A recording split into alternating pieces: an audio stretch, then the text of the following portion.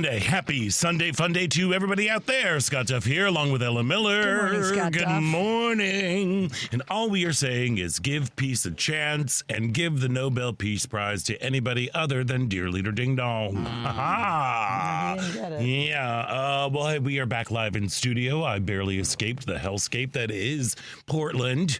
But it was great to be there. Nothing but naked bike riders and folks in inflatable frog costumes in a chicken suit. That's what's really going on there. Chicken suit. I saw that picture. Oh, that was from Christy Nome, who has been trying to, these people are just lying. They are the lies that are flying out of this administration about the coverage of all the stuff that's happening here in Chicago and the things that are happening over in Portland.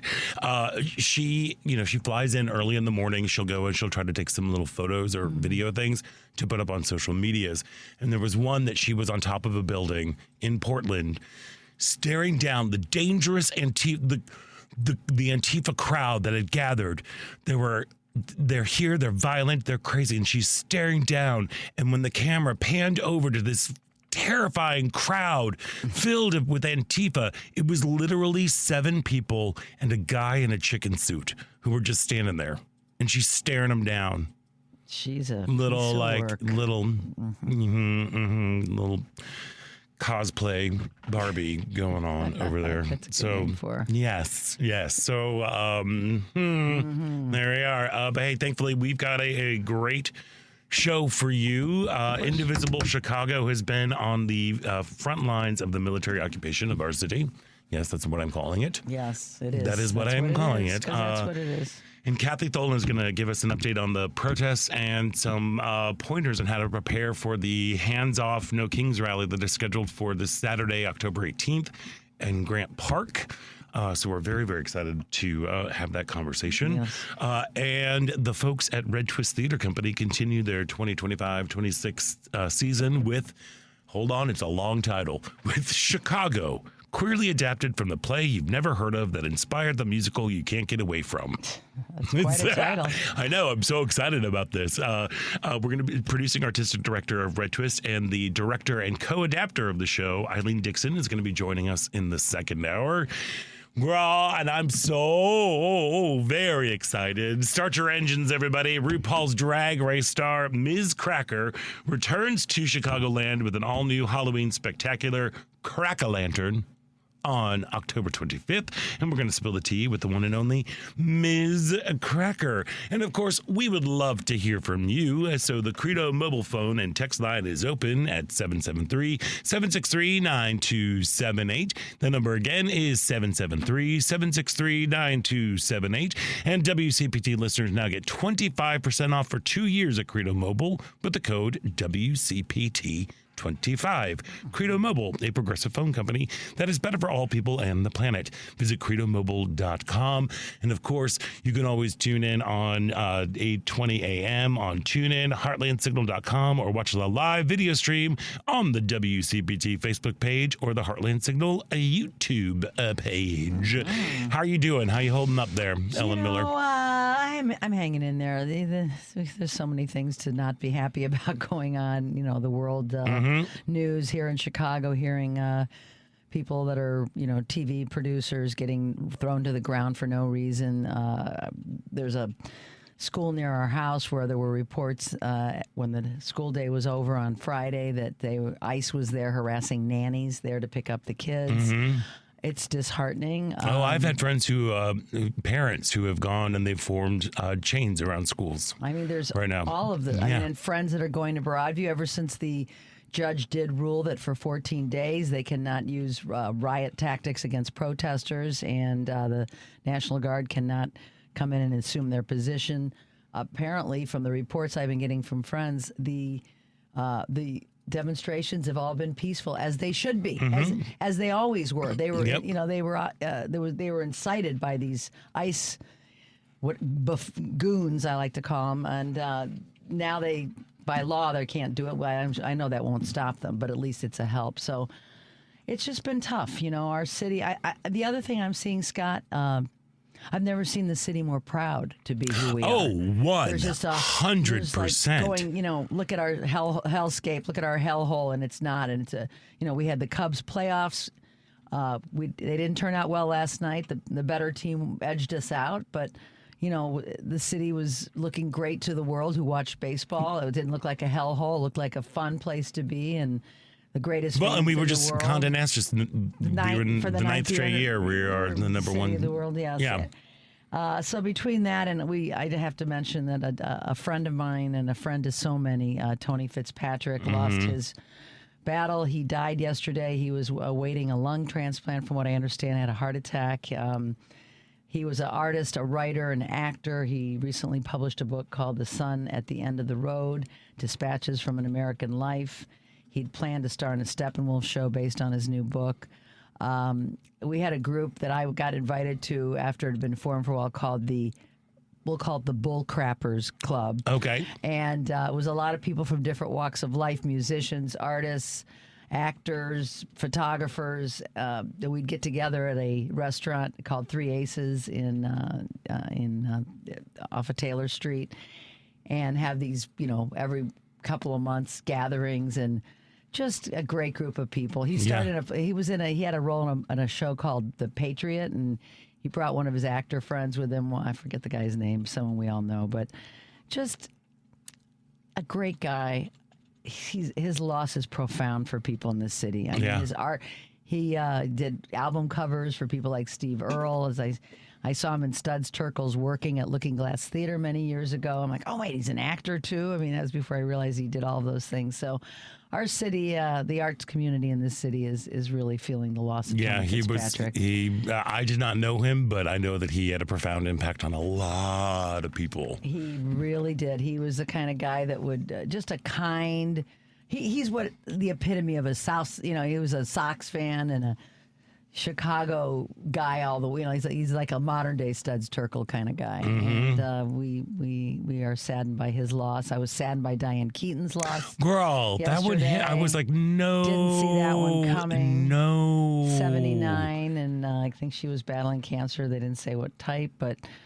I grew up with Diane Keaton and, Annie Hall la-di-da. and all of it. I know, la-di-da, la-di-da. la-di-da. So we're trying to find the joy, as we talked about last week. We're trying to find the joy. We need to. I did a private gig on Friday night, and the owner of this company, it's called Dwelling Spaces and Places. They get seniors out of their homes, downsize, get them in better living situations. They were celebrating their 10th anniversary. They hired Nelson Street Revival, and the owner's mother was 85 years old from Croatia, and she left when she was 10. Her uncles were murdered, savagely murdered. An aunt was whisked away to an island where they were doing horrible things to women. They never saw her again because there was a brutal dictatorship happening. There was, it was a rough time. And I said to her, does what's going on here in this country remind you of what you went through? And she said, oh, boy, does it remind me of it. And it brings perspective. And she's like, can't sleep at night. And I talked to her about just, don't watch every piece of news. Just, take it, pick and choose the things you think you need to watch. She goes, I know, I'm trying to get help for it. A woman that has survived. She lived in a camp for a while in Germany.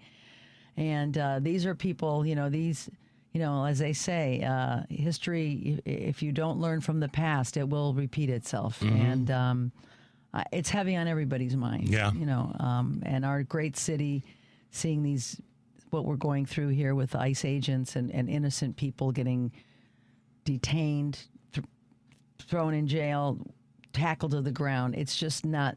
It's not the city that we love. It's not what we want to see in a city that we love. Yeah. Well, one thing I will say that Chicago does feel very, very united about this. We are very united. Yes. Yes. Not in terms of just even like our own civic pride, but just about like, no, get out. Get out. Get out. Get out. Get out. We don't need you. We don't need you here. We don't need you. I mean, we could use the money and the money that you're spending on this to help people in neighborhoods that need the help, to help with law enforcement.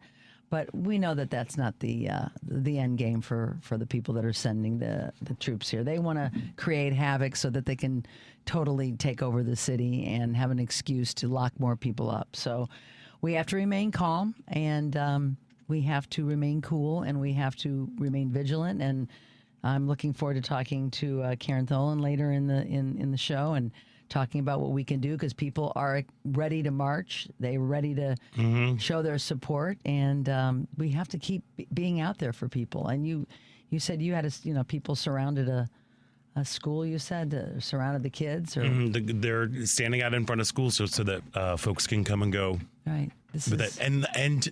Yesterday I was walking around. I was, running some errands yesterday, and I passed a Mexican restaurant that had a sign like, "We're open. Please knock, and we'll let you in." The door is locked. Yeah. So to Our protect neighbor's folks. cleaning crew didn't show up. People are afraid to leave their homes. People are afraid to leave their homes. There are businesses that are in my neighborhood that are not opening because of trying to protect their workers. It's a lot right now. It's a lot for us. It is a lot. But you got to enjoy some joy this last weekend. I did get to I had a kind of a magical weekend last week. Jerry and I flew to Portland, Oregon, and we officiated our friend's wedding. It was wonderful. Portland, if you've never been, oh my gosh. It's so pretty. It's just so pretty. They're just it's nothing but trees. And how was the weather? It was beautiful? perfect. It was a good time of year for Portland, I think. Well, actually, usually this time it's rainy. Oh, it is? Yeah, and we had clear skies the entire weekend. It was beautiful. It was like in the, got up to like the upper 60s, low 70s and everything. It was gorgeous. Beautiful. As Jerry and I are sitting, we're trying to, finalize exactly what we're going to be saying during the ceremony. Just nothing but helicopters flying over your head. It was very strange. It was surreal. But like I said, at the same time, all of these people, these reports of these, Antifa that are just going crazy. First of all, there was a big push on social media. I believe it was last week because we pre-recorded the show last week, when they were trying to show like, this is what's happening. And it was old footage from 2020. Like in response to the George Floyd murder. Right. So that is what they were showing to people. What's actually happening really is like that Friday night, there was a naked bike ride. Oh, nice. In protest. We have here, in the summer. They do naked bike rides. But they're Portland. They're weird.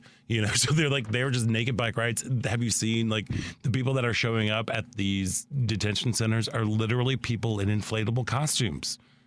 And like they look like frogs and bunnies and whatever. And there was that guy in the chicken suit. And what's just to make it fun or I don't know. Joy? Well, I don't know. I think part of it is is also like, some disguise, protection. Yeah. Well, protection, either disguise, but also like because they have a penchant for throwing like pepper bullets and tear gas things to kind of give some sort of layer of protection. But it seems like it would just kind of go right up that little air hole in the suit. Yeah, I don't know. But so that, but we were able to, it was a beautiful day. It was a beautiful ceremony. It was in her backyard, which was just stunning. And then the next morning there was like a big brunch I need a vacation from my vacation is basically what happened because it was like we got in super duper late on Friday morning. We were up and getting ready for the wedding. The wedding was in the afternoon, went well into the wee hours. The next day there was a brunch that happened at the place. And then the bride and groom, since his friends and her friends had never really spent time together, they decided to do what they called a BFF sleepover. And they rented a place on the Oregon coast. So about 15 of us shuffled off to Manzanita. Nice drive too, from yeah, it was Portland to the beautiful. coast. Yeah, it was beautiful. So we drove to Manzanita and we were there on Saturday and Sunday. And then Monday that was a long day. And then you could feel the government shutdown effects because when we got to O'Hare, we sat on the tarmac for 2 hours. Oh, no. Yeah. They're like, I don't know what's going on. They're like, oh, I do. The government shut down and they're not taking care of the air traffic controllers. And so it was a kind of a weirdo reminder of coming through. And I was also trying to avoid being on any sort of social media and following, like seeing what was going on, because that last weekend was also when we had people reportedly rappelling out of Black Hawk helicopters to go and invade that apartment building where they came in and South they Shore. kicked everybody, like all of them, and they zip tied kids. Yeah, horrible. They zip tied kids. They put African American people on one side and brown people on the other, and zip tied adults, apparently zip tied kids. Just horrific. And Yeah, that story did make it all over the country, and I got a lot of phone calls about it. Yeah, and texts that from is people. one thing too that I think we need to kind of have a little bit of a responsibility here, as I am so proud of our mayor and I am so proud of our governor. Absolutely. They are incredible. They are facing huge challenges and threats of imprisonment. Ridiculous. Yeah. Like it's For just protecting the city. for protecting the city. But I think what's happening is, and what he has been saying is, you need to video. You need to have cameras ready. Get ready to video. Ask Spread the their news. What's names. going on? Ask their names. Look at their badge. They have to wear. There's a ruling. They have to wear a badge that says their name on it now. Supposedly. now, well, yes. Supposedly. We'll see how. You know how.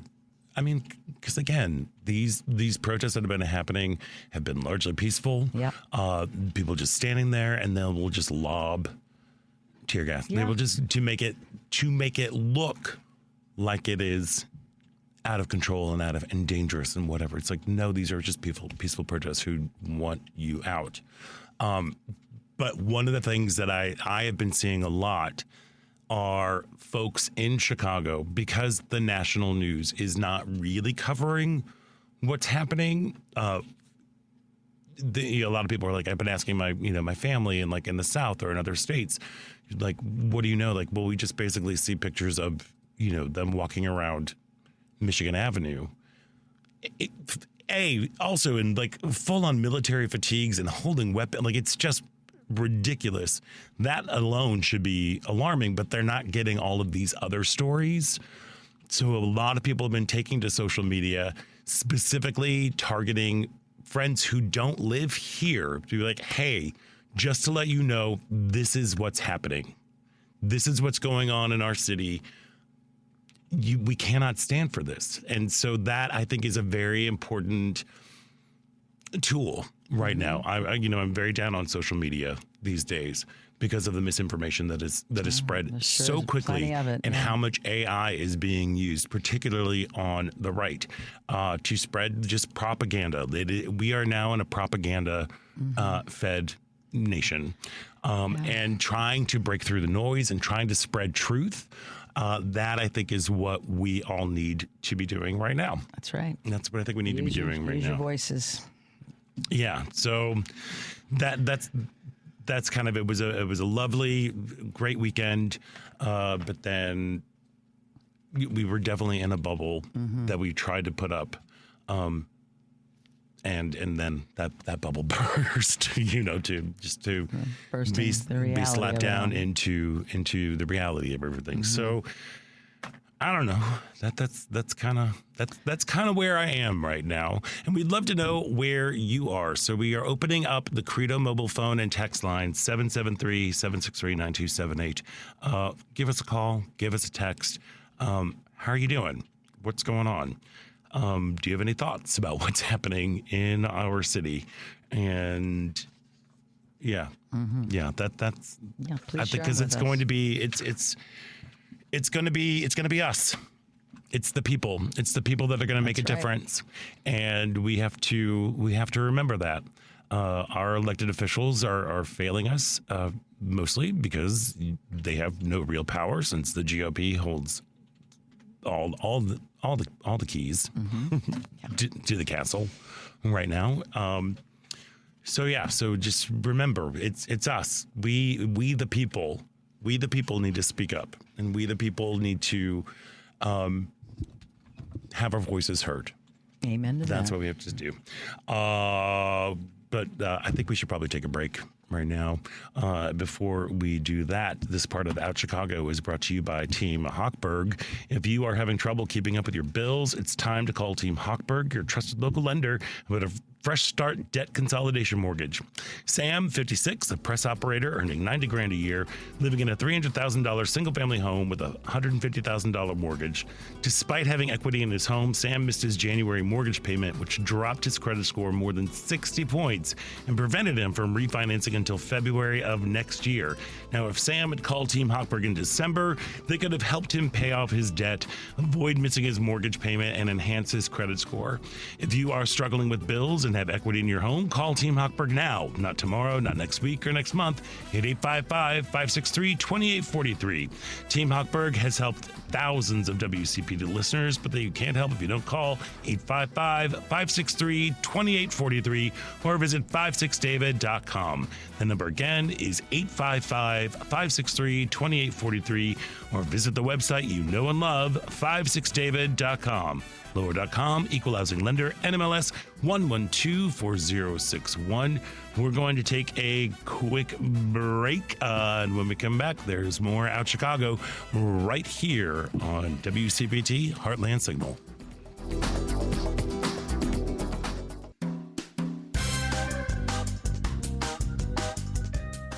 I'm proud to be Out Chicago, and you should be proud to be listening to Out Chicago on Chicago's Progressive Talk.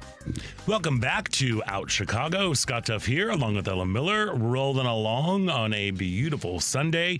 And hey, tomorrow, Monday, on Chew's Views, Richard Chew will be back, and his guests are Gloria J. Brown Marshall, professor, writer, activist, playwright, and author of the new book, A Protest History of the United States, and Sarah Jones, managing editor and co-publisher of Politicus USA, and Rich Logis and Anthony Brooks of Leaving MAGA.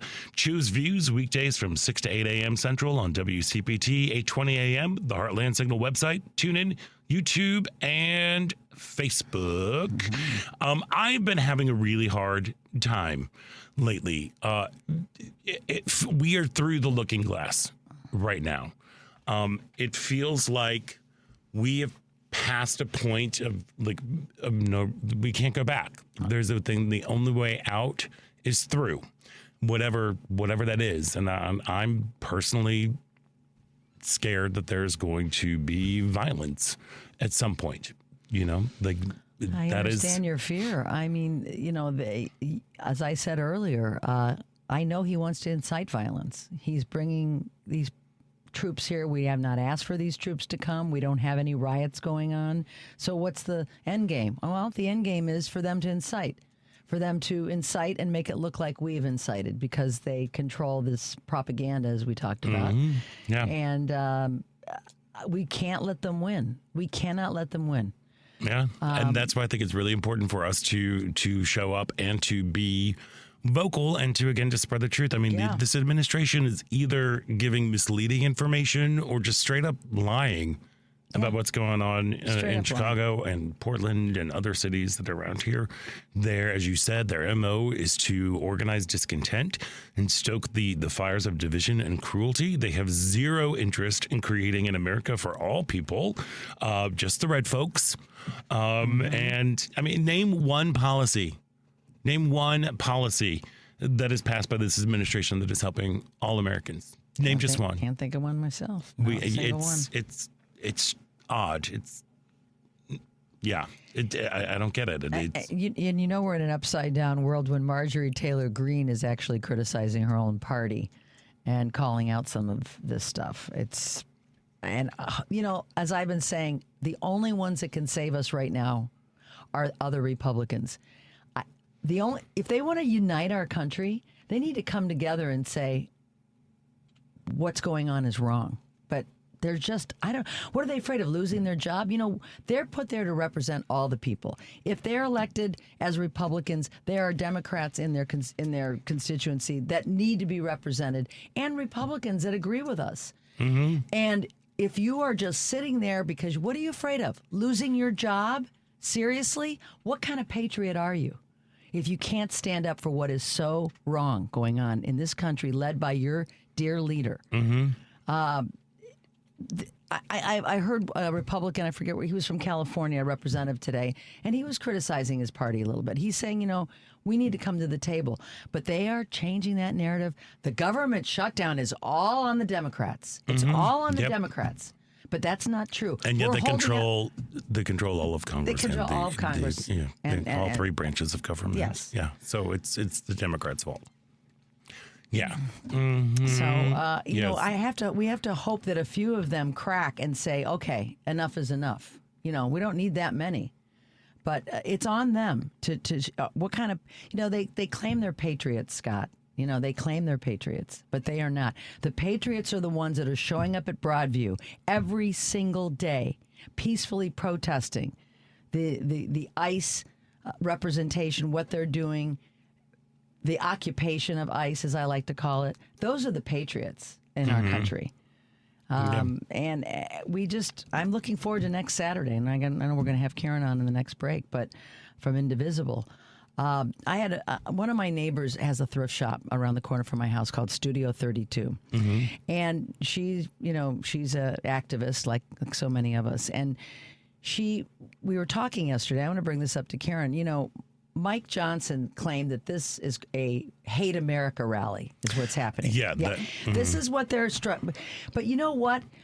Those that are coming out and protesting, rain or shine, whether it's in Broadview at the detention center or at Grant Park on Saturday, those are the true patriots. Those are the people that are coming out and putting their time on the line and demonstrating and protesting. But her idea was, and it's an interesting one, I'm going to ask Karen about it. They have co-opted the American flag, the red, white, and blue. We know when we see a bunch of people with red, white, and blue clothes on and waving American flags, a lot of us go to, okay, you're MAGA.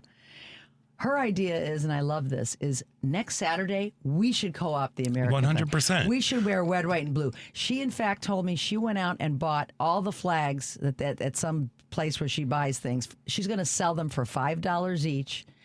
If people want to bring them to the rally because the optics will be us wearing red, white, and blue. 100%. And I love this idea. Well, and it goes back to that document, that short film that we saw about LGBTQ folks and their relationship with the American flag. I forget the name of it right now. Yeah, I can't remember either. But sorry, I'm trying to there are screens that I'm trying to look at right now. But there's, it's a very, we have to reclaim it. We have to, as you said, we automatically assume that there is that it goes conservative, it goes MAGA, as opposed to there are people that are hanging on my block that are hanging American flags, and I know the people that are in those homes, and I'm like, oh, yeah, that's right. Thank you to remind us that is, again, it is we the people, it is us. Democracy is we own the flag. Yeah. We gotta reclaim it. And that is a perfect thing. And as I've always said, this Project 2025, which we talked about on this show, leading up to the election ad nauseum, because we know that how serious it was and how scary it was. The Democrats, the people that went out and voted, we knew what that was in that. The Republicans that went out and voted, a lot of them didn't pay attention to it. Because dear leaders said, "Oh, I know nothing about that." I know nothing about that, but also, and let's just go back to all the money they spent going into anti-LGBTQ, especially anti-trans propaganda during it. That was the whole thing, because apparently everybody's bathroom is just going to be infiltrated with a lot of people. Yeah. And your kids are going to go to school a boy and come back a girl. Yeah, it is. We have to get the information out there. We have to keep letting our voices be heard. And I can't say how much I'm looking forward to next Saturday, because people are ready to march yesterday. I mean, people in this city are proud of our city. We see our neighbors. We see our people in the service industry that we've come to count on and take for granted be afraid to go to work, be afraid to send their kids to school, be afraid to go to the Mexican grocery store for fear that ICE will be waiting outside. This is not the America that we believe in. This is not the America that we need to be, that we should be, that we are. And we are standing up here in Chicago, and we're going to continue to stand up. We are. There's no choice. And let's go to the phone. Let's talk to Chris in Geneva. Welcome. You're on Out Chicago. Hey, I love your guys' program, by the way. Listen to it every Sunday. Oh, thank you, Chris. So you guys were mentioning about Republicans needing to stand up and say stuff. We have 2 Republican governors that have publicly spoken out about the National Guard going into Portland and Chicago. We are getting the crazy girl, Marjorie Taylor Greene, but we're also getting more Republicans stating that the shutdown has to stop and Johnson needs to bring back the Republicans. The Democrats are there. We're ready to talk. We're ready to negotiate. Yeah. But I really think, and I love it. I'm going to my first No Kings rally this, upcoming Saturday. But I really think that we need to take a page out of the European book or South Korea's book. When we are really dissatisfied with the government that is in control, they go out there to protest every single day. Every day until there's change and until we, as citizens of the United States of America, truly do that and start speaking common sense to these National Guard soldiers and saying that they are turning on their own citizens with unlawful orders, there is no insurrection. There is no rebellion. A judge just said that here in Chicago. We really just need to have some true leaders, and maybe not the politicians, but some true leaders to set the course for everyone. I really feel then we'll start seeing the change in Washington, D.C. I agree, Chris. I hear you. I'm totally in agreement. Yeah, quick question before we let you go. Are you going to the Hands Off No Kings rally on October 18th? Are you going to the one downtown, or is there one in Geneva? There is one in Geneva off of Randall, and my wife and I live on the east part of Geneva. We're going to go to it. We're sick of it, and we're a little bit nervous because we don't know what to expect, but it's worth it. I've served in 2 military branches, and you know what? I'll be open and honest. I voted both sides of the aisle in my life, but for the past 15 years, 18 years, I'm having even a hard time understanding what the Republican Party is about. All they're about is feeding more greed to the oligarchs in this country and making sure they stay in power. They're not helping their constituents. Most of the poor people are in red states that service all of these, they call them entitlements, but programs, social programs that help their constituents, and they do everything possible to take them away. That's so true. It's ridiculous. And as far as transferring over to artificial intelligence, which seems like we're on this path to do, once we start making all of the U.S. citizens unemployed, nobody's going to get rich. Nobody can afford anything anymore. Absolutely not. Some people are going to be getting rich. Some people are going to be getting rich, but it's not going to be your average Americans. Chris, thank you so much for calling in. We really appreciate it. One last thing. Yeah. They can't get rich if we don't have money to spend. And if they make our positions obsolete, then we're not going to have money to spend on the products that they're making. That's true. That's plain and simple. There we go. Great Depression. Great Depression is a prime example of that. Yeah. Thanks, guys. Keep up the good fight. Thank you Chris. for listening and for your hey, service. Yeah, and make sure you listen to our next segment. We're going to have some ideas and some things to help you out when you are getting ready to go to the Hands Off No Kings rally up in Geneva on the 18th. So thank you for calling. We really appreciate it. Thank you. Yeah, he was saying here, the smokescreen that is happening, that has happened because again, we don't know what the Republican Party stands for anymore. We just don't. They are no longer the Republican Party. It is the MAGA Party. And we know that the MAGA Party wants to create a white Christian nationalist nation. Yes, they do. That is what they want to do. Yep. And they are pulling, again, as Governor Tim Walz said, if you go through all the trouble to make a playbook, why wouldn't you use it? So this is the playbook that they are doing. And they have duped so much of the American public by creating a strange boogeyman about going after people who all they want to do is they're stoking up this anger so that it is a form of like retribution and owning the libs. And that is all that these people want. They are small, petty people who are so disappointed in their sad little lives that they want all of us to feel as sad and small as they do. So they come after folks who don't look like they do, who don't pray like they do, who don't love like they do, or live like they do. And that is how they've been able to get such a strong foothold of what's going of America. You know, the new CEO of Equality Illinois, Shannon Lynn Parker, she was kind of pondering this question about the relentless attack on the queer community, particularly the attacks on the trans folks. And on social media, she wrote, throughout history, ruling classes have needed the world to stay predictable. They build their power on lines that divide and define man, woman, rich, poor, leader, follower, sacred, profane. These lines make people easier to govern because they convince us that hierarchy is natural. But the moment someone lives outside those lines, the illusion cracks. Trans people are living proof that was once declared fixed can be transformed. We are not chaos, we are possibility. And possibility is dangerous to anyone who depends on obedience to maintain their place at the top.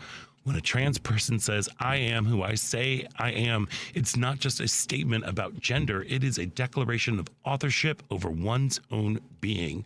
It reclaims the right to define what life and freedom look like.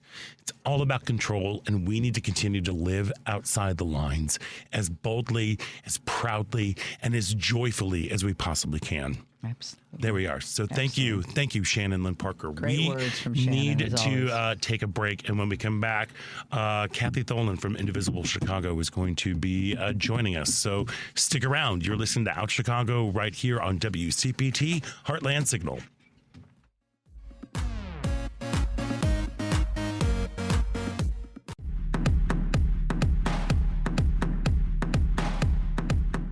Welcome back. I'm Paul Oakley Stovall. You're listening to Out Chicago on WCPT.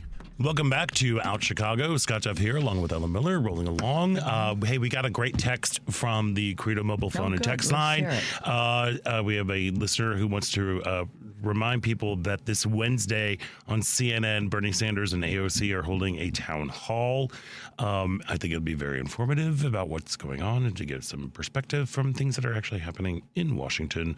So, yes, so there we go. Just a little reminder there. And also a big shout out. We got another listener texting in saying that the recent demonstrations on Randall Road have been among the largest demonstrations in the suburb with several thousand participants. So Thank you for all of the work that you are doing out there. And speaking of folks who are doing the work right there, Indivisible Chicago has been on the front lines of the ICE protests here in Chicago. And joining us now is Kathy Tholen. Kathy, thank you so much for joining us today. Thanks. Good to be here. Well, we love it. So, first of all, how are you? How are you holding up? We're good. I'm good. We're busy organizing for next Saturday and hoping that everyone listening will be out to join us. Yes. That gives us energy and keeps us working hard. Oh, well, we are so proud that you and glad and fortunate that you are working as hard as you are. Can you just let our listeners know, like, what is really happening like on the streets that you are seeing right now? Well, there's an awful lot happening on the streets, and I think you all are reading about this in the papers and seeing a lot of coverage. But in terms of the federal invasion of Chicago, we see ICE and federal agents continuing to escalate. They're showing up at schools. They're showing up at businesses. They're showing up at the airport. They're, as we know, randomly on the street and continuing to kidnap and detain and disappear folks. And I just want to, we all know this, I just want to say this is un-American, it's immoral, and it is also illegal. And so, we've also seen several court orders this week to limit what they can do, how they attack protesters, how they detain people, and importantly, how they can detain people without probable cause. So that's been some good news this week. And I just would also say that it's kind of incredible how Chicagoans are rallying to help. Yeah, Right, so what we see, I am so proud of my city. I am so proud of my city. We are a united front. It feels like with this work that is happening right now, and we're not standing for it. And I'm sure the turnout at the rally on the 18th is going to be huge. Based on what you were just saying about in terms of like we have had some small victories, are you speaking with anybody from outside of the state, just in terms of like friends, family, like within your own community and your own networks, to see like exactly how much of that information is getting out? Well, I'm not sure I know how much all the information is getting out, but what I do know is that across the country, not just the people I know, but from organizations and just a lot of sources around the country, that people are watching us. Okay. They're watching what we're doing. They want to know what's going on. They're watching how we respond to this invasion. They're taking a lot of they're taking hope as well from the way we are responding. And I think that's also something we need to take into next Saturday, October 18th, when the eyes of the country are actually going to be on Chicago. Yes, because the spirit of Chicago is we will, and that is that is one of the things that is just so that I love about this city. We come together. You mess with one of us, you mess with all of us kind of vibe. And the fact that we are going to be gathering peacefully en masse to stand up for democracy, to stand up against this invasion that we are having is very important. And I think that, and thank you, Kathy, for reminding us that like not just the nation is watching, but all eyes will be on Chicago in the coming weeks, and especially on the 18th with the Hands Off No Kings rally at Grant Park. Can you tell us a little bit more about what is planned for that rally on October 18th? Yeah. So there will be a rally and a march. The rally will start at noon. We are in Grant Park, Butler Field. That's the field with the old Petrillo band shell.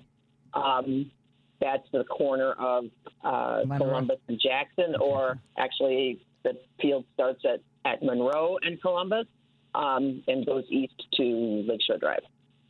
So we will be there for a rally starting at 12. Come early. If you get there early, there'll be a giant Declaration of Independence out on the field that you can personally sign. And we want you to get a good spot to hear the speakers. We'll be hearing from a range of speakers about issues that are facing us, from some elected officials, and importantly, what we can do to counter it. We'll have music.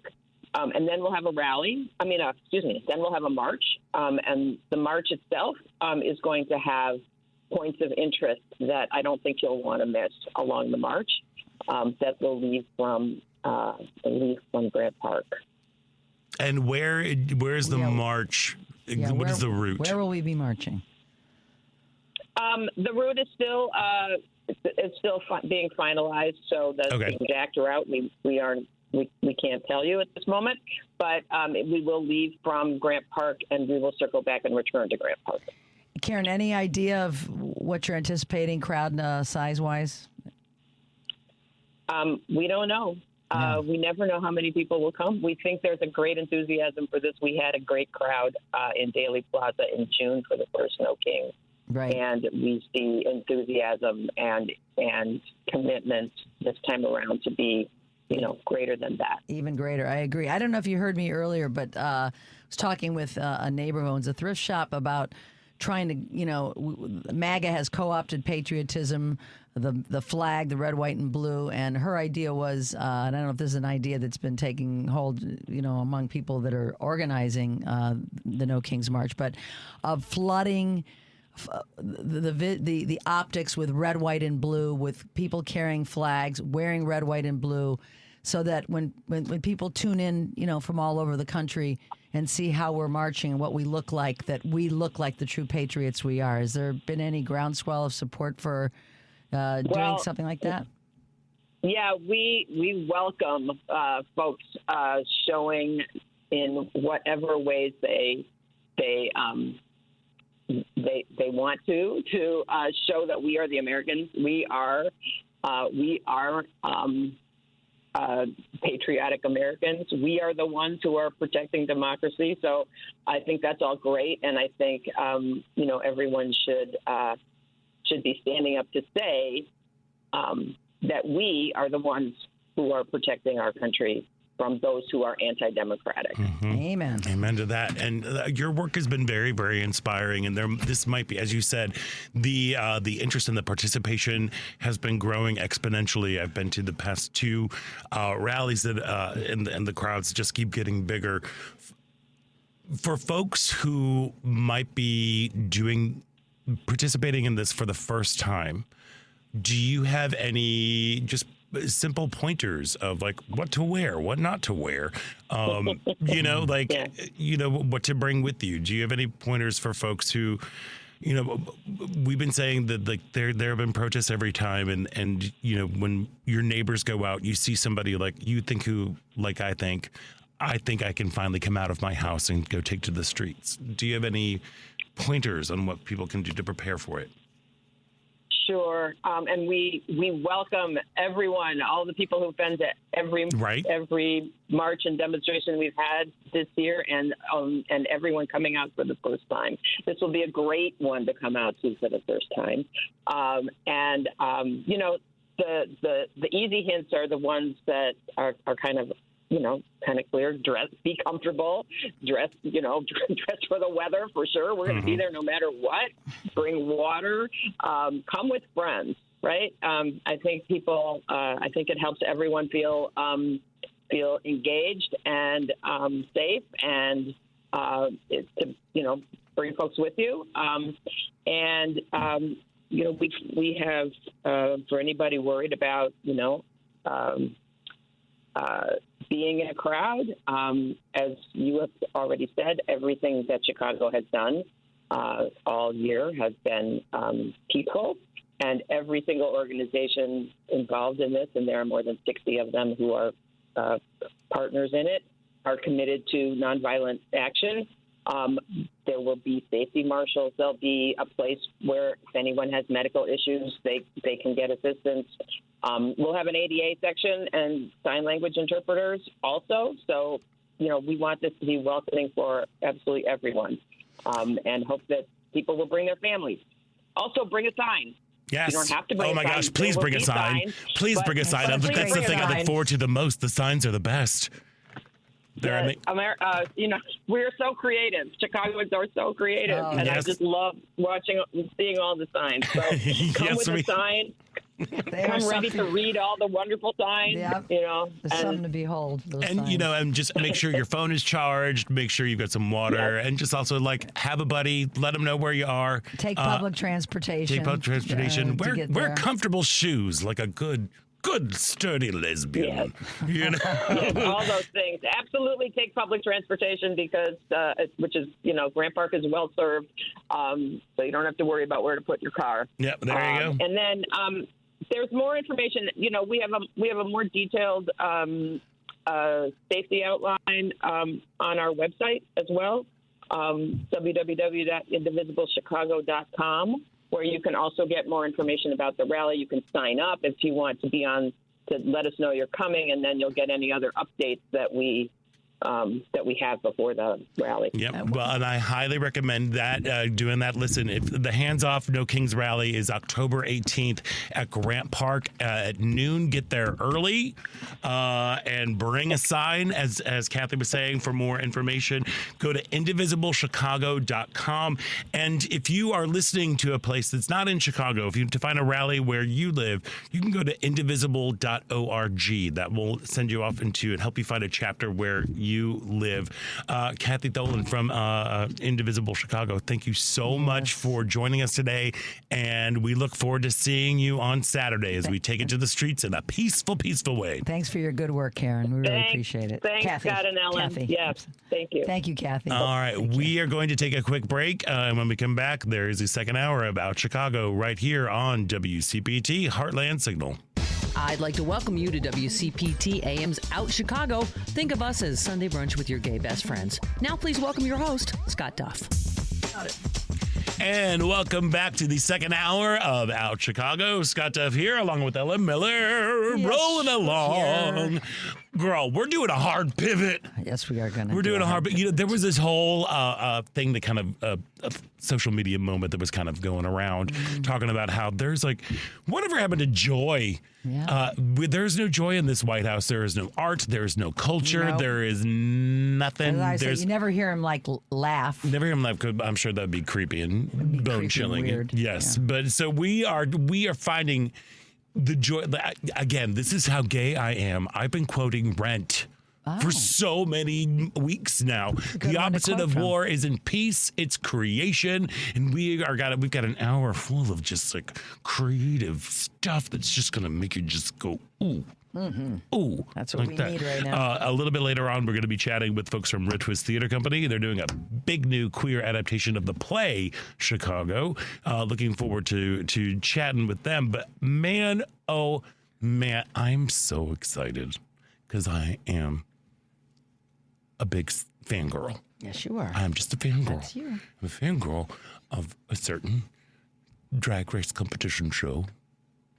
It's a program that features drag queens in a competition. And I love spooky season. And now you can get ready to celebrate spooky season with a healthy dose of eleganza. Drag Race alum Ms. Cracker returns to Chicagoland with an all-new Halloween spectacular Crack-O-Lantern. Joining us now is none other than the one and only Ms. Cracker. Hello, welcome to the show. Hello, good morning or good afternoon, I think, for you at this point. I was listening to what you said. I can't remember if this is from Rent 2 or if this is from another source, but the opposite of love isn't hate, it's indifference. And I think that we are in that point in America. We went through our loving periods, we went through our hating periods, and we are not in the period of hate anymore. We are in the point of indifference. There's a few people that are mad and hateful, but most people are just sitting at home on their phone and letting it happen, and that is the real destructive force. Girl! But also, yes, hello! Girl, you were just dropping it in. Like, come on. Let's bring it down. Keep it real right now. Oh my gosh. It's truth. Look, I am a huge fan. I like from season 10, season 5 All-Stars. I will say you were robbed, but it was, Shea Coulee is our homegirl. She's our hometown girl. I've actually been robbed. I was robbed once in Dublin. I was with Caitlin, and we were taking a picture outside of the Guinness Brewery, and this guy just snatched all our stuff, and I was in heels, and we just stood there and looked at each other for a minute, and then I went after him in heels on the cobblestone. You go, girl. And I would say that robbery, and in fact, that robbery got me a lot of attention and love in Dublin from the people there. And every time people perceive me to be robbed, they give me stuff. So, God damn it, rob me again. Right. I love it. So we're so excited that you're coming to Chicago where you don't have to worry about that kind of stuff. The Chicagoland area. There we are. Yeah. So do you love spooky season? No, I hate it. Really? And that's what's so funny is that I always have said, and my friend Caitlin was like, don't you hate Halloween? But it's like this year I wasn't going to make any new numbers, but I ended up having these like irrepressible ideas that I just had to go through. And I looked at the 5 numbers that I made this year, and they were all spooky numbers. Okay. And I was like, and then my friend Robert, who I call Stiltsy, he was like, we need a show. We need to do a little show in October. Wouldn't it be fun to do a show? I was like, I weirdly happen to have 5 like Halloween-y numbers ready to go. And then since we started to do the show, like I've had this conversion, like I'm into it. Okay. I'm very, I can't get enough of it. I don't know what happened. I'm like newly allergic to avocados and not allergic to Halloween. So it might change as you age. Wait. How does one become allergic to avocados? I'm now allergic. This is a side note, but I'm allergic to everything with a peel, and they say that it's a latex-related allergy. Which, boys? Oh, girl, I'm allergic to latex. Oh, look out! So, I don't know what it is, but anything with a peel, I can't eat. Anything with a peel? Does that include like a tomato? Yeah. Just Weirdly, it doesn't. And the awkward thing is that like I need to go to an allergist. This is the most Jewish conversation that has ever happened. But I need to go to an allergist because I'm embarrassed explaining the things I'm allergic to and not because there's no logical sense. And I just need to be like, what do they all have in common? But anyway, I made this Halloween show. I'm super excited to put on. I made all the costumes and wigs and numbers myself. And usually when I have to do a Halloween show, I like give the promoter my track and they're like, it's a Halloween show. And I'm like, all right, play a thunderclap first, then. Okay? See what I mean? Yes. I want for Christmas is, but this is like deeply, this is like Olivia Rodrigo vampire, like deep, mummies and zombies and vampires and eyeless creatures in the night. But it also has like ABBA. It's like bizarre. And I love it. Well, and it's something that we would totally expect from you because, like, you're always so fresh, so original. Like, you are also one of the funniest queens that's been on the show, in my humble opinion. I love watching your stuff. I cannot wait to come out to Buffalo Grove on the 25th to see Crack-A-Lantern. So, how, as somebody who is like a new convert to spooky season, how did you like you said, you were like, I'm just kind of putting together new stuff, and all of a sudden they all just kind of seem to be kind of creepy. Do you have any, was there just something in the zeitgeist? Were you just tapping into like the madness that's going on, or what was it? Or just like, no, I need to get a show out there. Let's do it. Well, I think that when you're with your therapist and they're like, please don't make jokes because that's not real communication. You're making a joke out of something. Right. And I'm always like, listen, you're either going to hear about this in joke form or not at all. So pick one. Right. You know what I mean? Because like jokes are the only way that I know how to talk about things. And yes, I'd love to give a heartfelt, interpretive dance performance about everything that's going on and all the death that has been in my personal life and in the world. But it is not me. So Halloween is so much about the thin veil between us and the other side, our connection between death and ourselves. And Halloween is a great way to talk about death and our worst fears in a way that's campy and glittery and fun to look at. So we can think about the things that are on our minds, but in a way that's like easy and releasing and not like depressing. The news clip that played right before you was such a barrage of terrible news and like huge omissions of fact. Diane Keaton was also in Manhattan. Great movie. Forgot that. Meryl Streep's like one of her first movies where she looks insanely good. Oh my gosh. Split ends, hair to the waist. Yes. But we're trying to process all this stuff right now. And the radio station was like, facts matter. And as Longfellow says, truth goes stumbling after the story. Like lies have wings and fly, and truth just goes stumbling after. And I think that's happening now, where facts are no longer mattering. And I want to do a show where we talk about the tough stuff, but in a way that we walk out like, oh my gosh, I still feel alive. I don't feel like I need to scroll on my phone for 13 hours so that I'm giving away my time and labor to Meta and Peter Thiel. Right. We got to moderate it. How do you feel drag has evolved politically and artistically over the last, say, 5 years? Well, I think that the best quote that's ever been said about contemporary drag, you can find it on Crystal Method's Instagram. She gave it in an interview.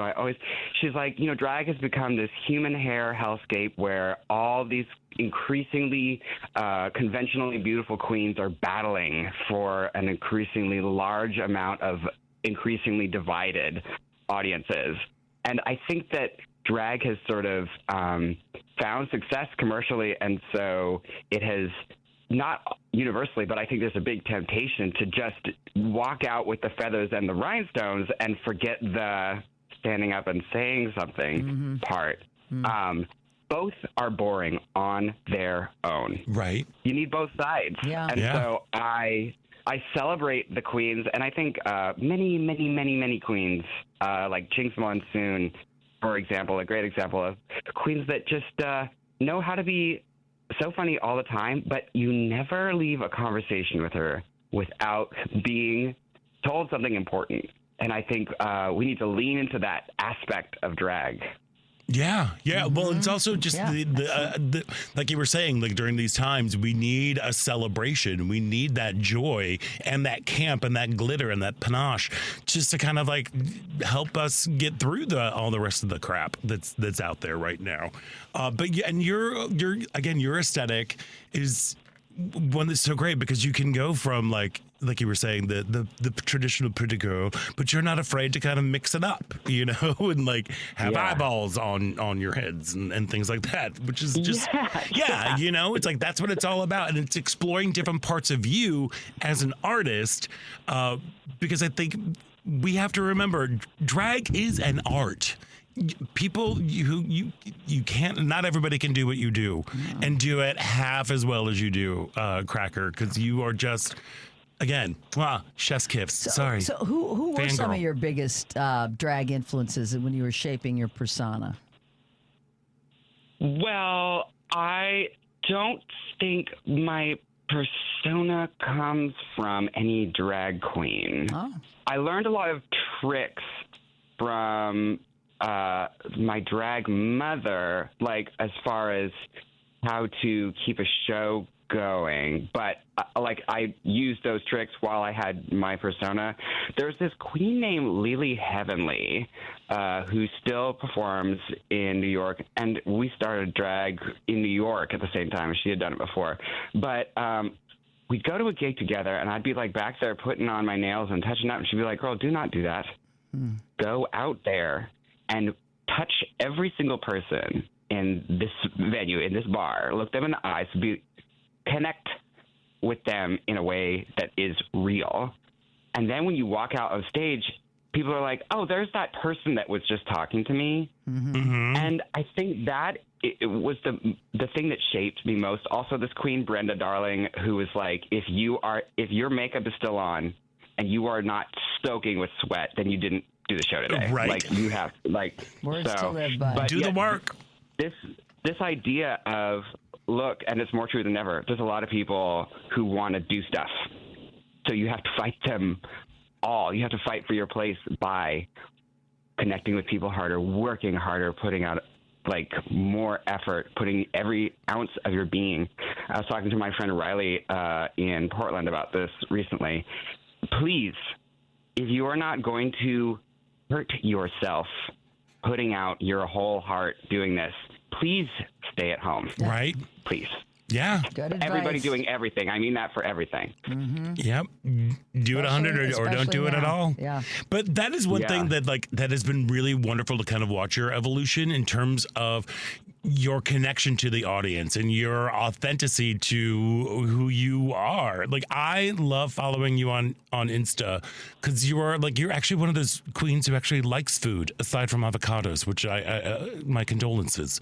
Yeah. But I'm like, girl, you're out there, you're like eating stuff, you got your bacon stuff. My favorite was when you were trying to bake a cake and you were serving cake with no pants on. That's right. I'm doing this new series, Time for Dinner, and I've met and worked with so many chefs through my love of food as Max, the boy, and as Cracker. And I was like, I want to share something about my love of food with the world, my relationships with these amazing people, many of whom are queer, and show people that it's not just about recipes. Because every queen shares recipes or how to cook this. I want to show people like the basic kitchen essentials that nobody knows about. So to make you a cook, anybody can buy a recipe. You can go to allrecipes.com, literally, to a website and get a recipe. But the know-how in the kitchen, like I want to share that. And at a time when everybody hates everybody else, pretty much, there's one thing we can agree on, which is food. And if we can come together around one thing, maybe not everybody. There are people that are outside of my capability of understanding. But maybe, the people that should band together can band together, and we can do it around food. See, Scott and I are big food. I know we're told. I'm telling you, she's out there. She's changing the world. One measuring cup of flour. Delivered by a spoon. Delivered by a spoon. Okay. Which I knew. Fluff it up. Which I knew. There we are. I had no idea. Well, see, and now you're learning too, and that's part about growing as a human and as an artist is the way to connect with people through food, and that to me sounds like one of the things that really is intrinsic to who you are, and that it is having that connection and reaching out to fans and to people at the show and to people just being in the room with you, especially when they come out to see Crack-A-Lantern at Buffalo Grove Community Arts on the 25th, because there is something magical about being in a room together with strangers, facing the same direction, having experiencing the same experience. You create this community, and to be in such wonderfully, deliciously talented hands like you, Ms. Cracker, this is going to be an evening that you do not want to miss. Yes, it's going to be so fun. And listen, for people who are doing anything in life, pursuing anything, I just want to say that the show is kind of a landmark for me. I think my drag was at my best circa 2018, 2019. I hit a couple of hiccups that were very difficult in 2020, and I was kind of like, well, maybe people would like me if I acted like somebody else, dressed like somebody else, or looked like somebody else.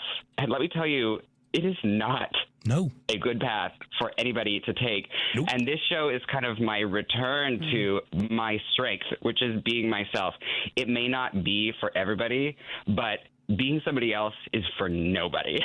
So, I just want to celebrate you've really come and dropped some truth bombs all over this show today. Thank you for having this meeting so that I could drop. We all needed it, Ms. Cracker. Well, let me tell you, you do not want to miss the legendary Ms. Cracker and Crack-A-Lantern, Things That Scare Me, on October 25th at the Buffalo Grove Community Arts Center. For more info, you can go to bigdealproductions.org. Make sure you follow her on all social media so you too can learn how All of them.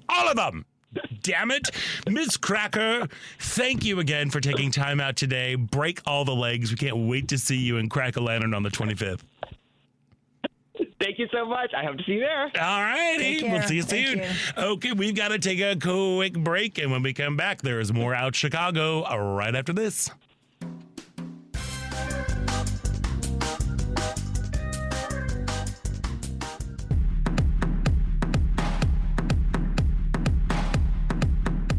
This is William Lindsay Cochran from the group Great Moments in Vinyl. You're listening to Out Chicago on WCPT. Welcome back to Out Chicago. Scott Duff here, along with Ella Miller, rolling along. Hey, we just want to let you know that Monday on Driving It Home, Patty Vasquez will be joined by Axios Chicago's Justin Kaufman and Nancy Ekonomu, founder of Watts of Love. Driving It Home with Patty Vasquez is weekdays from 5 to 7 p.m. Central on WCPT 820 a.m., the Heartland Signal website. Tune in, YouTube, and Facebook, and all that jazz. Did you see what I just did there? All that jazz. All that jazz. I did. Yes, because Red Twist Theater Company continues their 2025-26 season with Chicago queerly adapted from the play you've never heard of that inspired the musical you can't get away from. I love it. Joining us now is producing artistic director of Red Twist and director and co-adapter of the show, Eileen Dixon. Eileen, welcome to the show. Hi, thank you so much for having me. How exciting. Oh my gosh, I'm so excited, and I'm even more excited to try to put that whole name onto a shirt. We didn't make it easy for you. I know, it's great, it's fabulous. Before we get into talking about the production Chicago, can you remind folks about the mission and history of Red Twist? Because y'all have been knocking it out of the park. Oh, thank you so much. I'd be happy to. So, yes, absolutely. Red Twist Theater is our storefront not-for-profit theater company over here on Bryn Mawr and Edgewater. We have been around since 2002. We got a big facelift, a big renovation from the city entering into our 2024 season. And so we are brand new, back and queerer than ever with a lot of shows that we think really represent our community and the kind of people that we want to tell stories about, and stories that have a good conversation about what's going on in the world right now. So yeah, we have been around for a while, and we have a lot more to say. So we're really excited to continue to get new audiences in so they can be a part of the conversation. Well, I'm sure this will be a wonderful gateway drug, as it were, to come and to get some more of that Red Twist love.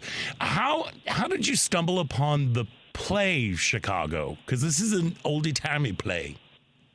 It is oldie-timey indeed. So I was looking for a play that was in the public domain that we could kind of adapt and repurpose to kind of match what we wanted to tell with our season, which is that we are doing our season of Defiant Femmes. And so we were looking for something that felt empowering and defiant and very feminine in nature. And so I stumbled upon this script by Maureen Dallas Watkins that it was written in 1924. I think the first production was in 1926. But Maureen Dallas Watkins was a reporter for the Chicago Tribune, and she began covering murders like murders of Belva Gardner and Beulah Annan, who were two women that were accused of killing their lovers. And we all know this now because this play was adapted by Kander and Ebb to become the very famous musical that everybody knows, one of the most successful musicals of all time, Chicago. But before that, a lot of people don't know, I certainly did not know, that it was a play and that the version of Chicago that most of us know is somewhat, based on a true story, but has been sensationalized over time. So it was really cool to come back and revisit this satire, because what I saw very quickly upon reading it is that the parallels to 1920 and the 2020s are, alarmingly similar in a lot of ways. And so it felt very timely, and it also felt really fun and exciting. There's a lot of satire. There's some fight. There's some intimacy. There's some music. So we've certainly made it our own, but it definitely feels very timely to the world that we're living in now. Yeah. Well, and I remember I'm a huge Bob Fosse fan because I'm, gay. And like, look at those hips and oh my gosh, what are they doing? Amazing. But I remember seeing a documentary on Bob Fosse and Gwen Verdon saying that Chicago was his response to Watergate. In terms of the corruption of government, of putting up a smokescreen, deliver the story, because if you deliver a good story, then the facts don't necessarily matter. And so, of course, it just makes sense right now to do this play in this time with another kind of weird, corrupt administration that is, covering things up with smokescreens and all this stuff. Absolutely. Yeah, it's like I was like, this is absolutely spot on programming. So way to go. Love that. Oh, thank you. But you are a co-adapter of the piece. Were there any challenges into queering the play, or did things just kind of fall in place? That was something that I discovered along the way. Things certainly did fall into place, but I wasn't exactly certain how we were going to do it at first. And so I want to just give credit where credit is due to my co-adapter, Dusty Brown, of course, who's the other artistic director of Red Twist, but also every single person in the cast and on the creative team, down to the music, the fight, the lights, the sound, has also adapted this along with us. So it's definitely a labor of love for our entire group. And we just came at it from, our very queer perspective on the world. And things just sort of happened naturally. The relationships that are considered queer, that are, have arisen out of this version, just sort of happened organically over time. There's characters that are familiar to the audience that knows Chicago the Musical, like Roxy Hart, like Billy Flynn, like Amos. But there are also characters that maybe people aren't as familiar with. Like there was a character called Mo Watkins, who we've adapted based on being a reporter at that time and kind of based off a number of people.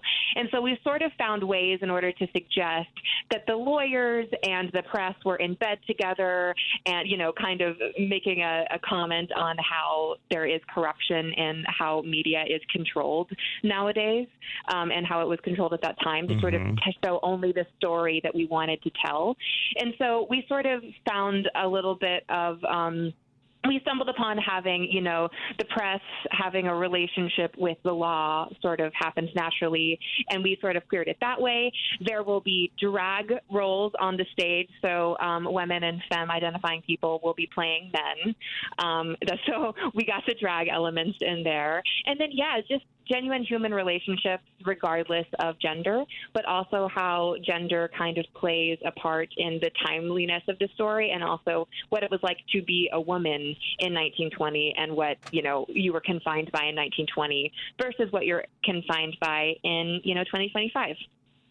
Wow, it sounds like you really cracked open a nut. Yeah. You know what I mean? Like, when you looking through things through a queer lens, it is now illuminating things or deepening the original source material to show, like, hey, here is this other perspective.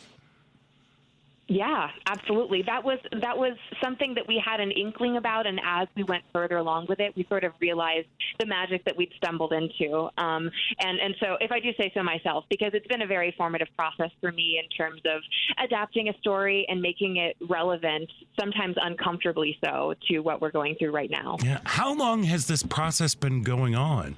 Because what you just described to me about, you and your co-artistic director working on adapting this original text material, then going into the rehearsal room and have everybody in there contribute, that to me is just like an artist's dream.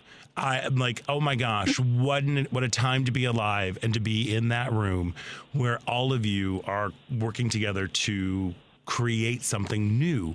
So how long was your process? Well, first of all, thanks for saying that, because I fully agree that it is an artist's dream. Oh. But we're definitely more creative within the confines of the time that we had. We actually had entered rehearsal for a different show that we were going to do that then we were unable to secure the rights for.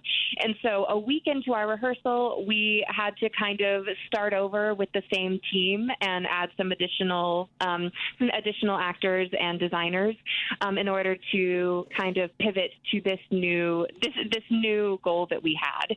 So we adapted it extremely quickly. And, we kind of came in and got it on its feet really quickly, learned as we went. That's why the artists that collaborated with us were so important and integral to this process, because we really had to move, but we really also wanted to make sure that we were saying something that we really believed in. And so being able to open it up to other artists and, find kind of our satire tone, it came together rather quickly in a beautiful way, just because, all of the artists that we were working with are really understanding and understood the assignment, so to speak. So they had a lot to contribute. And so then it was just sort of my job to make sure that everything was cohesive. And so it's sort of, I wouldn't recommend starting that way if you don't have to. Right. Being something super beautiful that I think I can say we're all really, really proud of. So, what you were talking about, it being an artist's dream, we really were pushing ourselves to our limits. But I found that very exciting. And this was certainly a group that it was a gift to kind of challenge ourselves in this way. Did you feel any kind of tensions between staying true to the 1920s version and infusing the queer sensibilities? Oh, what an interesting question. Tension. I mean, what's interesting is we would just stumble upon moments where we were like, oh, that feels like innately queer in this way. And so I think just there wasn't a concern of being able to balance it. It's just that there's a lot of things that are queer coded in ways that were, old timey queer coded things that might or might not be recognizable now. So it was sort of interesting to consider those parallels and what we could maybe get away with in this version that in 1926, there's no way that would have been received as well by the general public. So there certainly was a balance there, but I'm not sure that it was ever a tension. And were there certain characters that have changed the most from the original to now? I love that question. Maybe there are different nuances and undertones. I think Billy Flynn is our most exciting departure from the originals that everyone thinks of, because he's a queer guy, kind of a Napoleon type. I've got this big personality and this big energy, and I'm the smartest person in the room, and I have the most charisma, but I'm not, what you might expect when you think of the guy who has it all. So I think there was an interesting kind of contrast there. Roxy Hart is, just as, you find ways to love her, but she's just as despicable as ever. Well, that's good to know. Some things don't change. Fun. Yeah. Right, exactly. Because, can you imagine if we made her an angel and a hero? It wouldn't be the same play. No, but right? there are certainly... No. Right. But there are certainly new nuances that we've found that have just been, kind of things that we've stumbled along the way that we have found and kind of learned are a gift to this production. Oh, my gosh. Look, Eileen, you were making me long for the early days of About Face Theater when we were in the 90s. We're like, we're going to do a play. It's going to be based on Walt Whitman's poetry. Okay, we've got 5 weeks. Let's do it. Right. There's something just so magical and so quintessentially the Chicago theater scene of all right, we are an ensemble. We are making this together. And letting it kind of appear before. I mean, it just sounds like this is a thrilling time for Red Twist Theater, and especially for this production of Chicago that is going to be coming up really soon. Really soon. I know. But I'm very pleased about where we've landed in such a short time. And I owe that all to, exactly as you said, the ensemble and the people who really push themselves to rise to the occasion and make something great out of something that could have been scary. So, it's all in the team that you pick and the people that, you can trust. It's true. Sure. Having the right people in the room, it is a big thing. But I know you've got Chicago coming up, but there's also going to be another show that's happening at Red Twist. Cracks. Can we just do that? I was like, oh, this seems like it's going to be pretty darn interesting too. Oh, well, thank you for bringing that up. So we also have our One on Wednesday series, which are solo artists writing their own plays and creating and performing them on stage, on the main stage set of whatever we have running Thursday through Sunday. So coming up, we have Claire Lockmueller's Cracks, a one trans woman dark comedy memoir. It is directed by David Resnick, and that's going to run on Wednesdays, October 22nd through November 19th. But we are really excited to have Claire in this space. She is going to be so funny. She is going to be so vulnerable and so real. I think she's really going to shed a beautiful perspective on what her story is and what it is to kind of reflect back as a trans woman over how people have treated you and kind of how you've been shaped by that. So we're really excited to share the space with Claire. I highly recommend you come, bring your friends. It'll certainly be a conversation. So we hope to have full houses for that, too. Claire is really going to be something to see. Yeah, well, again, there are great reckonings happening in little rooms in Chicago, and Red Twist Theater Company is one of them. This really just feels like I hope you are able to enjoy this moment. enjoy the journey, getting to the product, because the product's going to be coming up soon. In fact, Chicago queerly adapted from the play you've never heard of that inspired the musical You Can't Get Away From, presented by Red Twist Theater Company. You begin performances this week on is it the 16th that you start previews? Our previews, that's correct. And we open on the 19th. So come be a part of the conversation. We really hope to see you there. And thank you so much for taking the time to talk to me today. Oh, my gosh. Thank you pleasure. for taking time out to join us. And if you want to find more information and for tickets, go to redtwisttheater.org. And that's theater with an R-E because they're fancy that way. Eileen Dixon, thank you again for joining us today. Break all the legs as you are headed towards opening night this week. Very exciting. We're happy That's for right. you. Thank you. All the best to you. Well, thank you. Thank you. I hope y'all have a great rest of your day. You too. Same to you. We have got to take a quick break, and when we come back, it is the final thrilling show-stopping moments about Chicago right here on WCPT Heartland Signal.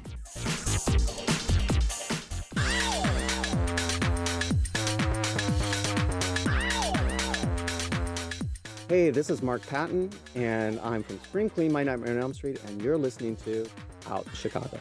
Welcome back to Out Chicago. Scott Duff here, along with Ellen Miller. I was just thinking about that interview that we did with Mark Patton the other day. I think it's just love because we're that in spooky interview. season. Yeah, every time I hear it, I think fondly on that interview. Yeah, same. You know, it's so funny because like last night, Jerry loves horror movies. He loves horror movies, and he was like, what do we want to watch? Because now we're in October, so we have to watch horror movies. And I'm like, well, let's watch Nightmare on Elm Street 2.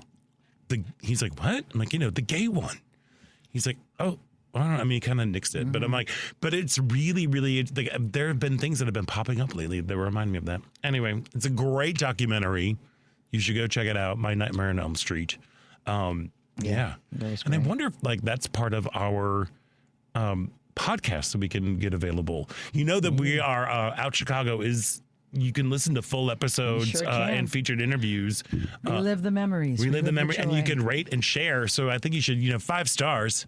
I'd say 5 stars all the way, and you can share it to whoever you want. You can share wherever you get your podcasts on Spotify, Apple Podcasts, TuneIn, iHeart, YouTube, Amazon Music. All you got to do is search Out Chicago, or you can get the links from our show page by visiting heartlandsignal.com and clicking on our great little picture, our cute little faces.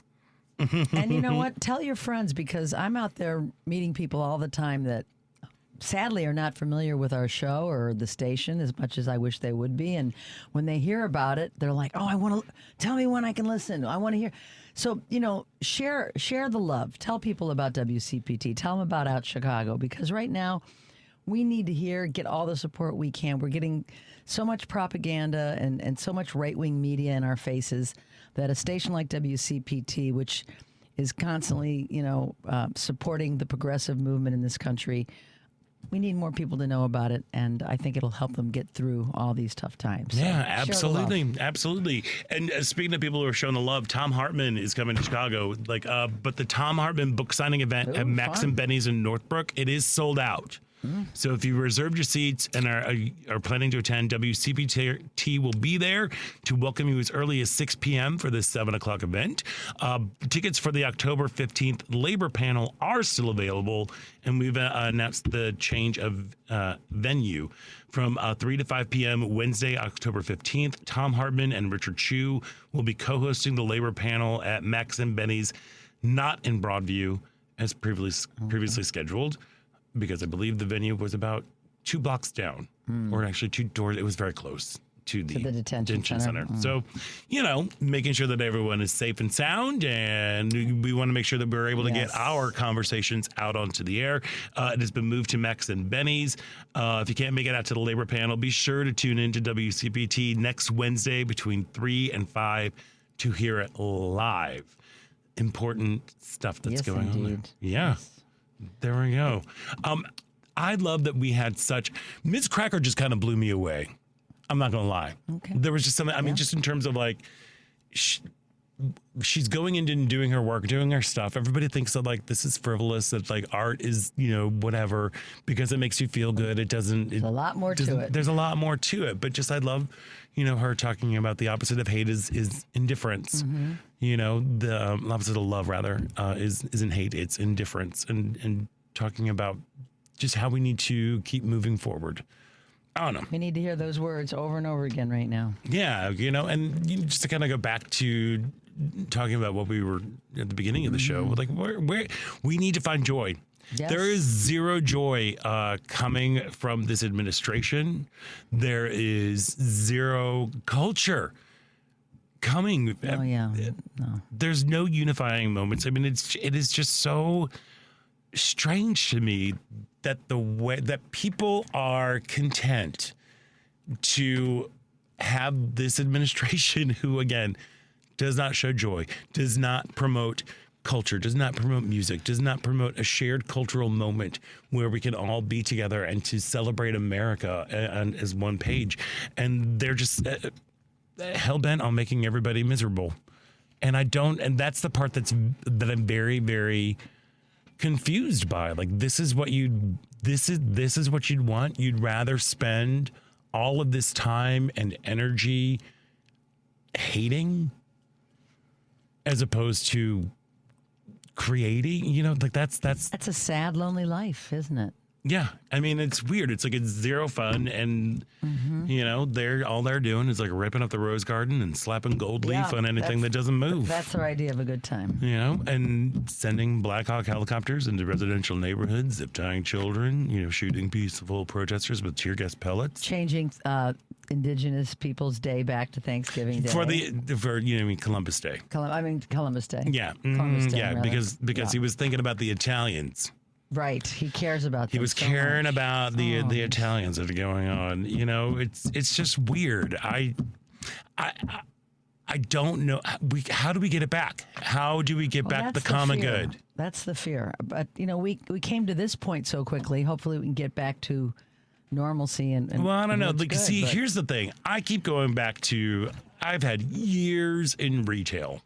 Years in retail. Like my first job out of high school, like when I was in high school, was at a store called the County Seat. It was part of Carson Peary Scott, like was one of the people like offshoots. So it was basically like Diet Gap, like it wasn't quite as cool as Gap, but it was there. And like, I remember one of the things that I was told when I was 16 years old, being my newly little retail job, that it takes years to earn a customer and seconds to lose one. That's true. And it feels like all of this that's happening so quickly, we're gonna have years to rebuild. That's from the fear. this. I mean, that is a fear that we have. I think we have to take one piece at a time right now, which is dealing what's in front of us. Right. And but what's in front of us is an offshoot of all of this. It is to control people. It is to control people. It is to control people that don't look like other people.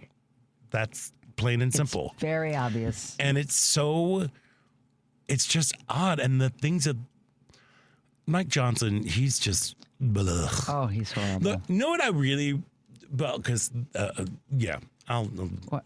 No, I was going to talk about how like at all these Republican moments and whenever like the GOP gathers for anything, like whether it be a convention or a remembrance of somebody who was shot, who was not a nice person in their life, that like Grindr shuts down. Wherever they are, wherever they go, wherever there is a gaggle of GOPs, Grindr goes down because of the influx that's going on there. Like what? That just seems to me that if you are unfamiliar with what Grindr is a dating app used in the gay male community. And it crashes because of all the users that happen whenever a large group of GOP folks all the convene. Self-hating, closeted. Yeah. Folks. So and they're using it's this self-loathing sort of vibe. They're like coming after us. Like I just don't. I don't get it. It's not I surprising, don't get it. though. It's not surprising. Oh, it's not surprising at all. I mean, it's not surprising the way Johnson is out there. He's also, allegedly one of the people who, anyway, allegedly, look, we're legal here, allegedly doing that. There's zero fact behind that or like proof, but there have been stories, and of not just him, but of other people. Where there's smoke. There are knee pads, but yeah. So I don't know. Instead, what they're doing is they're not swearing in elected officials so that people can. Well, what they're really worried about is they're bringing those Epstein files up. That's exactly what it is. And this Republican I heard from this morning from California representative. He thinks it's wrong that you're not swearing somebody. I mean, this starts a precedent. Is this what we're going to do now? We're not going to swear people in that are duly elected because we don't agree with them and we don't want them to bring up a vote that we're not happy about. I mean, this is just unfathomable that he's doing this. Yeah, it is. It's weird. And then they are unable to have any sort of argument at all. Did you watch any of that Pam Bondi? Oh, yeah. stuff? I saw lots of it. Girl. She's a despicable person. She is really pathetic in her role. They're asking her questions. She should be able to answer. And what does she do? She attacks the questionnaire. Yeah. And that was some intrepid news reporter and photographer got a little glance at her notes. Oh, yeah. On there.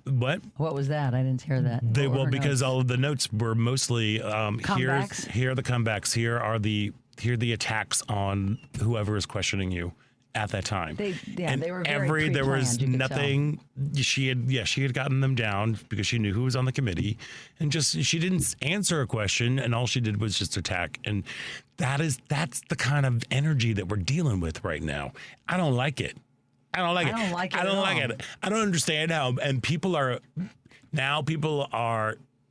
just to kind of continue on with the zeitgeist of look over here. People are so upset about Bad Bunny being the Super Bowl halftime show. If that isn't blatant racism, I don't know what is. I mean, he is an American. I know. Considered an American that's the thing. Citizen. He is an American. He's not considered an American citizen. He is an American citizen. Like, that's the thing that's like, there's going to be in Spanish, and he's not an American. So, well, he's Puerto Rican, and so he is an American citizen, and he is also a huge recording artist. And it's just, and now they're doing a counter program. They're doing a Turning Point, Charlie Kirk's organization has, and I heard some guests who were announced yesterday: Jason Aldean, Ted Nugent, Kid Rock, Lee Greenwood. I mean, just really. That'll be like an amazing show. Oh, that's just going to to be so spectacular. It'll be spectacular. Just a bunch of white male, right-wing MAGA types. And like old guys. Yeah. And old guys. That'll be super duper fun. Yeah. Who's going to tune in? It's not old white guys. Forgiato Blow is a Hispanic rapper who calls himself Trump's cousin. All his songs are on YouTube, and I don't think anyone else plays them, so only YouTube. But he's the opening act. He spent $50,000 on a gold Trump chain, so they're not old white guys. Thank you. I wasn't familiar. Have money to burn. Thank you very much for that correction. Yes, we appreciate that. But, when I heard that lineup, I'm like, seriously? I mean, you deserve these people. You all deserve these people. Yeah. Yeah, it's just, It's just sad. I mean, the racism is not veiled. It's just out there. Well, that's the point. Like, that is the point. Again, what we are seeing is just a variation. I think it's so interesting that, we're seeing a variation on the Southern strategy that Nixon took into play. And with Red Twist Theater doing Chicago, which when the musical came out, it was in response to Watergate, Bob Fosse's response, and that's what's happening right now, is that they are creating people to despise. Yeah. They're calling us despicable. They are basically, they're taking the playbook of, hey, you are poor, uneducated. Your health care is going to be taken away real soon because of this government shutdown and this bill that's being passed. But you know what? But at least you're not one of those deranged trans people, or at least you're not one of those deranged queer people, or at least you're not black, or at least you're not brown. You know, that is the whole thing that is puffing up and empowering this MAGA base. And it makes zero sense to me. And it's making zero sense to more of the American people, as polls continue to show. His popularity and his support is... I don't think he cares about that, though. He does not care about polls. What does he care about? He cares right now. He cares about a power and about retribution. That is what's going on. That is why we've got James Comey. We've got Letitia James. We've got Bolton now. I mean, those three have been officially indicted. Now we're going to, or an investigation coming to launched into them. I'm sure Adam Schiff will be added to that list, but he does not care. He does not care about his own, like what polls say, because he never believed the polls to begin with. He only believes the polls that like would be like 90% of America loves me. You know, like that is where he is, but we can take some hope in that people are starting to wake up. Not everybody, but people are. I mean, you want to see even he doesn't pay attention, but we're seeing that people are we're seeing that people are doing that. But what we need to do is we need to make sure that our elected officials, they start seeing it and they start caring about it. And that is the thing, because if it doesn't matter, if the polls are one way, we don't, until our elected officials reflect the will of the people. Then nothing is going to change right now. Keep pressing, and we will press next Saturday at the No Kings March. That is right. Let people in this country and the world know how we feel. There you go. If you want to find out more information about that, again, go to indivisiblechicago.com. And if you are not in Chicago, if you are listening somewhere else in this great country, go to indivisible.org. They will find a place there for you. I want to thank Kathy Tholen from Indivisible Chicago, Eileen Dixon, and of course Ms. Cracker for joining us today.